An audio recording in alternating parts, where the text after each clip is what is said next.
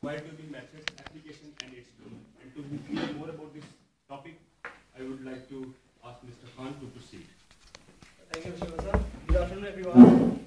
As Mr. Raza told you, my topic is today coil tubing methods, application, and loads. So it's quite a big topic, and I will try my level best to do justice to the topic. And talking further, Mr. Javier Holzman was very nice to supervise me throughout my research on the topic or throughout my getting of the knowledge purpose, whatever it was. Thank you, Mr. Holzman. Now, talking about the presentation layout, it will be starting from introduction. That's very usual. Then we will be talking about methods involved in coil tubing applications. Then applications that coil tubing can perform nowadays. The loads that act on coil tubing while it's in operation. And finally, the conclusion. And then I think to the favorite section, which is the question and answer section.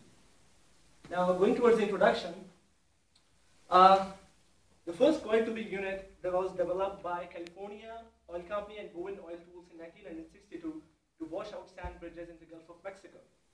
But using small diameter welded pipes, that is the coil tubing itself, comes from the project Pluto, which was pipelines under the ocean, which was employed in World War II to deliver fuel and services to the invasion forces of the D-Day invasion forces.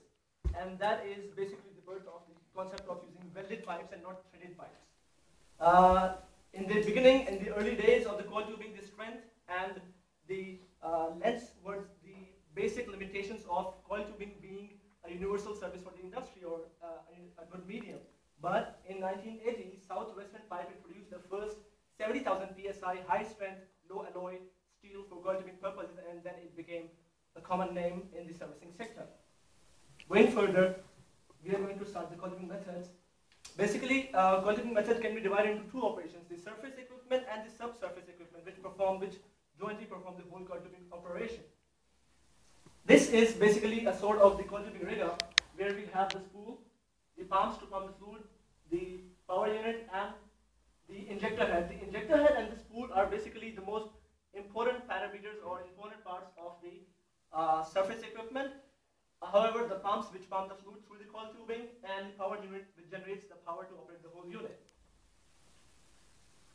Seeing these two in details, which is the injector head, it's a side cut, and I got it from a thesis of that Mr. Marcus did in this university some years back.